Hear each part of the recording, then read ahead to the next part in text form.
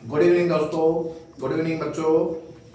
आप लोगों के कहने से मैं फिर से दोबारा जो सेट के एग्ज़ाम होने हैं, नवोदय के एग्ज़ाम होने हैं, बच्चों के मेट्रिक स्कूल के एग्ज़ाम होने हैं, उनकी तैयारी के लिए टॉपिक हमने स्टार्ट किया है परसेंटेज से। इसके बाद आगे अपना सभी टॉपिक चलते रहेंगे बारी बारी से।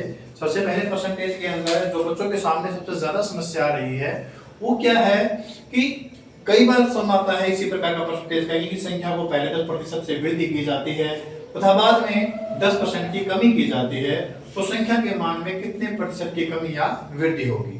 इस बात का आप हमेशा ध्यान रखना अगर इस प्रकार के सम आपको मिलते हैं और दोनों ही चीजें ये दोनों सेम हो, इस बात का भी आपको विशेष ध्यान रखना है कि ये दोनों सेम होनी चाहिए। ये नहीं कि एक 10 हो एक 20 हो या एक 20 है एक 10 है, उसमें आंसर अलग तरीके के रहेंगे जो हम आपको आगे बताएंगे उसके बारे में भी।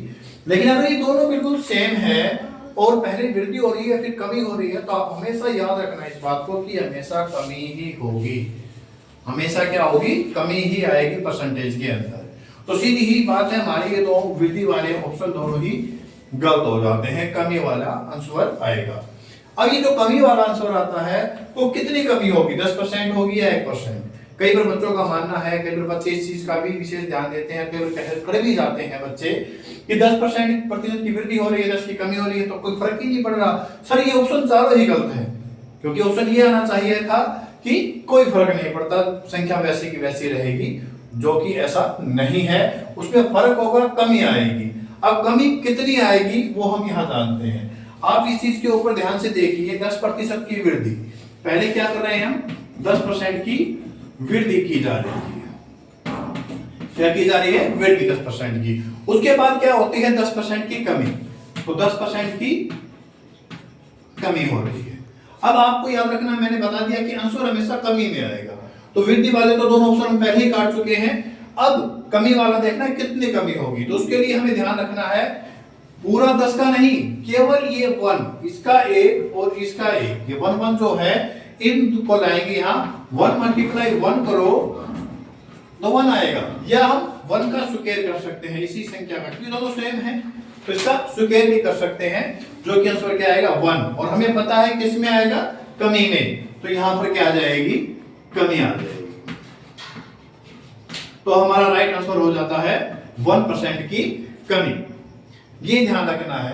अगला सम हम और करते हैं जिससे हमारा ये क्लियर हो जाएगा और आपको ये पता चल जाएगा कि ये करना कैसे है। एक सम और करते हैं।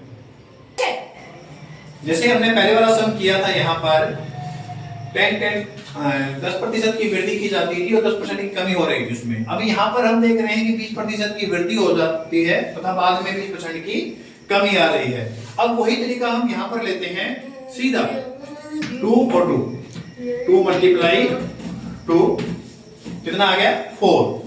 या हम यहाँ पर 2 का स्क्वायर करते हैं, वो भी यहाँ पर 4 आता है। और ये हमें पहले ही बता चुके हैं कि वृद्धि तो होगी ही नहीं, तो इसमें सीधा आंसर हमारा क्या आ जाता है?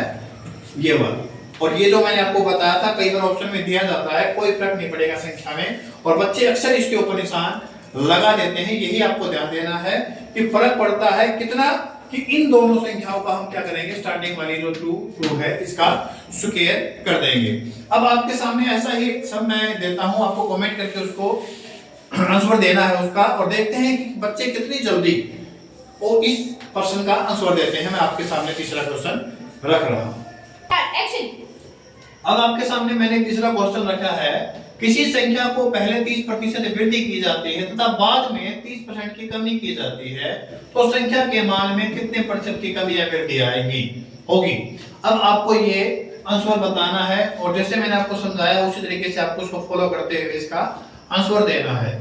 जल्दी से जल्दी आपको इसे कमेंट बॉक्स में डालना है ताकि हम आगे के क्वेश्चन